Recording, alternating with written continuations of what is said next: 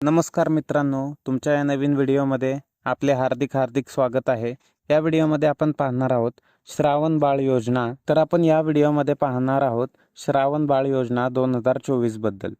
तर महाराष्ट्रामध्ये आपण पाहतो की अनेक गरजू व शेतकरी नागरिकांचे वय 60 किंवा 60 पेक्षा जास्त एवढे आहे। तर त्या वयात त्यांना कुटुंब चालवण्यासाठी हवी तेवढी आर्थिक पैशाची मदत मिळत नाही, म्हणून महाराष्ट्र सरकारने श्रावण बाळ योजना ही महाराष्ट्रात आणली आहे। ज्या योजनेद्वारे 65 वर्षाच्या पुढील नागरिकांना 1500 रुपये अनुदान देण्यात येणार आहे।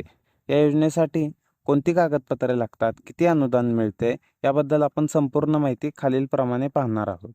तर श्रावण बाळ योजनेसाठी लागणारे कागदपत्र आपण पाहूया।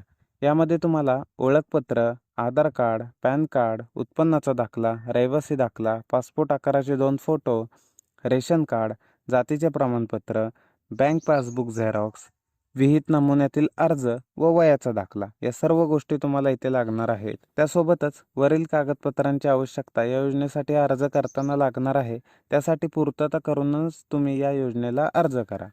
आता आपण पाहूया की श्रावण बाळ योजनेसाठी अनुदान किती मिळते। तर श्रावण बाळ या योजनेतून प्राप्त लाभार्थ्यांना प्रति महिना 600 ते 1500 रुपये अनुदान दिले जाते। अनुदान हे प्रत्येक महिन्याला लाभार्थ्याच्या खात्यावरती जमा होणार आहे। श्रावण बाळ योजनेसाठी निवड कशा पद्धतीने केली जाते। तर श्रावण बाळ योजनेसाठी 60 ते 65 वयापेक्षा जास्त नागरिकांची निवड केली जाते व पात्र लाभार्थ्यांचे वार्षिक उत्पन्न हे 25,000 रुपये आतील असणे गरजेचे आहे। असे असेल तरच या योजनेसाठी अर्जदार व वरील कागदपत्रे जमवून अर्ज करू शकतो। श्रावण बाळ योजनेसाठी अर्ज कुठे करायचा। तर श्रावण बाळ योजनेसाठी जर तुम्हाला अर्ज करायचा असेल तर तुम्ही जवळच्या सेतू कार्यालयामध्ये किंवा तहसील कार्यालयामध्ये जाऊन या योजनेसंबंधी संपूर्ण माहिती घेऊ शकता व अर्ज जोडून कागदपत्रे जमा करू शकता व श्रावण बाळ योजनेचा तुम्ही लाभ घेऊ शकता।